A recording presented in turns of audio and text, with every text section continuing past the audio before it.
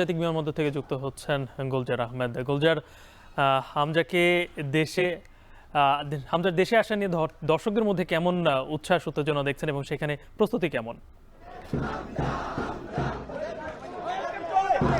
গালিব, দেখুন, মাত্র এসে হামজা চৌধুরীর যে ফ্লাইট সেটি অবতরণ করেছে সিলেট ওসমানী বিমানবন্দরে এবং আমরা বাহিরে যেহেতু অবস্থান করছি, আমরা একটু পরিবেশ দেখাতে চাই যে হামজাকে ঘিরে তাদের যে কেমন উৎসাহ উদ্দীপনা আমরা দেখেছি যে সকাল থেকেই মূলত এখানে যারা ফুটবল অনুরাগী যারা আছেন তারা আসলে এখানে নানান ধরনের ফ্ল্যাগ এবং জার্সি সহ তারা উপস্থিত হয়েছেন এবং এবং এবং তারা বলছেন যে এখানে যে হামজা চৌধুরীর যে এই যে আগমন বাংলাদেশের ফুটবলের জন্য এটি অনেক মানে ইতিবাচক এবং এখানে সকল বয়সের শিশু কিশোর সহ যারা ফুটবল ভক্ত মানুষ আছেন তারা কিন্তু এখানে এসে উপস্থিত হয়েছেন। আপনি জানেন যে হামজা চৌধুরী আসলে আগ থেকেই বেশ পরিচিত, যেহেতু তিনি ইংলিশ প্রিমিয়ার লিগে তিনি খেলে থাকেন এবং সেখানে তার একটা পরিচিতি আছে বিশ্ব ফুটবলে। সুতরাং বাংলাদেশের জন্য এটি বড় একটি অর্জন, এমনটাই কিন্তু বলছেন এখানকার যারা দর্শক যারা আছেন, অর্থাৎ ফুটবল ভক্ত যারা আছেন। আমরা সকাল থেকে দেখেছি এটি সিলেট বিভাগের যে 4 জেলা, বিশেষ করে সুনামগঞ্জ, হবিগঞ্জ, মৌলভীবাজার সহ বিভিন্ন জায়গা থেকে এখানে ফুটবল ভক্ত যারা আছেন তারা কিন্তু এখানে এসে উপস্থিত হয়েছেন। ইতিমধ্যে তাকে বরণ করে নেওয়ার জন্য বাংলাদেশ ফুটবল ফেডারেশনের পক্ষ থেকে সার্বিক আয়োজন করা হয়েছে এবং এখানে সিলেট ডিস্ট্রিক্ট ফুটবল অ্যাসোসিয়েশন তারা তাকে গ্রহণ করবেন।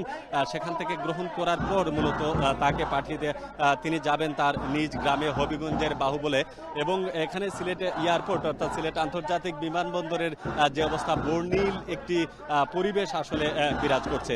আপনারা জানেন যে বাংলাদেশ ফুটবলে ইতিমধ্যে হামজা চৌধুরী হচ্ছেন ৫ম ব্যক্তি যিনি প্রবাসী বাংলাদেশি হিসেবে বাংলাদেশ জাতীয় দলে খেলতে যাচ্ছেন এবং আজকে তিনি আসছেন, বাংলাদেশে এসে পৌঁছেছেন হয়তো আরো আধা ঘন্টা ১৫-২০ মিনিটের মধ্যে, অর্থাৎ বিমানবন্দরের যে আনুষ্ঠানিক কার্যক্রম সেটি শেষ করেই তিনি বের হবেন।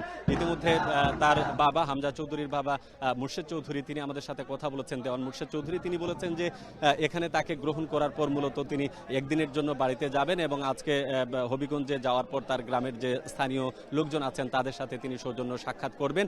এরপরেই মূলত আসলে তিনি ঢাকার উদ্দেশ্যে পরবর্তী দিন আজকে রাতে এখানে অবস্থান করবেন এবং পরবর্তী দিন তিনি ঢাকার উদ্দেশ্যে চলে যাবেন।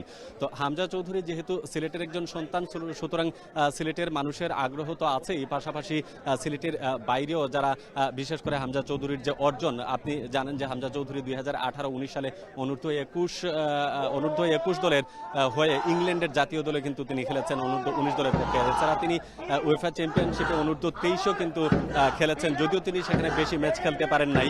তো এই যে অর্জন একের পর এক, এবং তিনি বর্তমানে শেফিল্ড ইউনাইটেড নামে যে এফসি ক্লাব আছে সেখানে তিনি খেলছেন এবং কালকে খেলার পরেই আজকে তিনি আসছেন। তো আমরা দেখেছি আসলে যে ফুটবলের যে উন্মাদনা, মানুষের যে আগ্রহ, বাংলাদেশ ফুটবল নিয়ে সাধারণ মানুষের যে উৎসাহ উদ্দীপনা, সেটি হামজাকে ঘিরে আবার নতুন করে তৈরি হচ্ছে। এবং বাফুফে কর্মকর্তা যারা আছেন, অর্থাৎ বাংলাদেশ ফুটবল ফেডারেশনের বেশ কয়েকজন কার্যনির্বাহী সদস্যদের সাথে কথা হয়েছে, তারা বলছেন যে পরবর্তী পরিস্থিতিতে আসলে বাংলাদেশ ফুটবল দলকে এগিয়ে নেওয়ার জন্য তাদের মূলত এই আয়োজন। তো এটি যেহেতু চলছে এবং এই উৎসব চলতে থাকবে, আমরা পরবর্তী সংবাদে আপনাদেরকে আরো তথ্য দিতে পারবো।